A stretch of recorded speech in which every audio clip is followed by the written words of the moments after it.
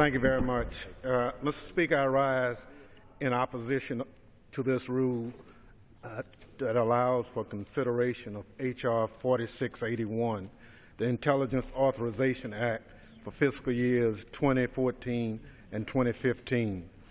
I'm troubled that 11 amendments were allowed under the rule and many solid amendments that would enhance oversight and transparency were blocked, particularly an amendment by Representative Gabbard to expand the authority and oversight of the intelligence community by the Privacy and Civil Liberties Oversight Board.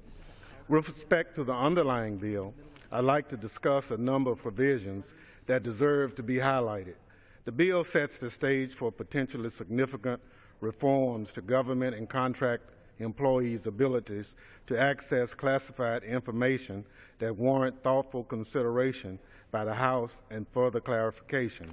Specifically, H.R. 4681 directs the Director of National Intelligence to ensure that elements of the intelligence community engage in continuous evaluation of its employees to detect behaviors that may result in unauthorized disclosure. The bill also directs a cost-benefit analysis of replacing a standard periodic reinvestigation process with automated continuous evaluation programs. While I agree that there are weaknesses in the current security clearance process that warrant reform, it is important that before wholesale changes are made, Congress expresses its expectations about the scope of such program, establish metrics for evaluating their efficacy, and ensure that due process impacted individuals are available. We have an obligation to the 5.2 million Americans whose livelihood depend on maintaining their security clearances to ensure that agencies that establish these programs do so in a manner that guards against abuses, including targeting and retaliation by supervisors, as well as improper or excessive invasions of privacy.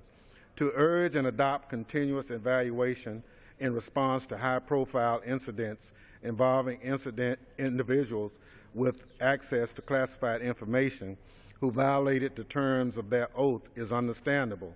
However, the adoption of continuous evaluation does not absolve the intelligence community of its obligation to bolster the protections of its classified holdings. Regrettably, Mr. Speaker, H.R. 4681 may send the wrong message to agencies, as it does not include language to direct agencies to raise the bar on access controls, thereby giving the impression that our concerns is principally about employees' actions and behaviors. I'm also concerned about the bill's view. Yes, gentleman, additional 2 minutes. Gentleman from Mississippi is recognized for 2 minutes. Thank you. I appreciate the yielding. I also have concerns, Mr. Speaker, about the bill's view of the future of security clearance investigations and adjudications and the degree to which it sets stages for computers and algorithms to replace humans in the process. Specifically, it directs the DNI to conduct a cost-benefit analysis on reducing or eliminating the manual process for security clearance investigations and adjudications. The guiding principle in the adjudication process is the concept of the whole person, where information is brought to bear to give a picture of an individual. The prospect that we would empower a computer to render judgment on a person's integrity, character, and loyalty to our nation is troubling.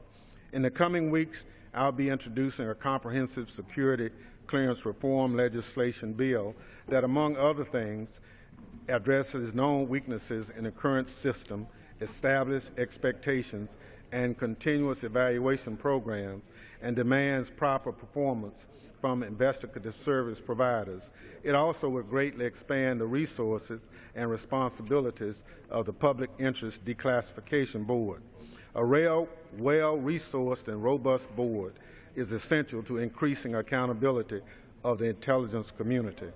I'm pleased that the underlying bill will renew the authorization of the board. Before I yield back, Mr. Speaker, I note that while I'm pleased that the bill authorizes intelligence operations within DHS, I'm disturbed in advance of today's vote.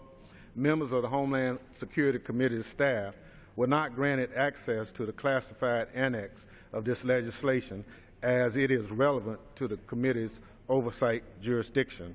I would hope that this bill moves through the legislative process. The stovepipes that exist within this chamber that hinder critical information sharing and oversight can be overcome for the benefit of the American people. Gentleman's time has expired.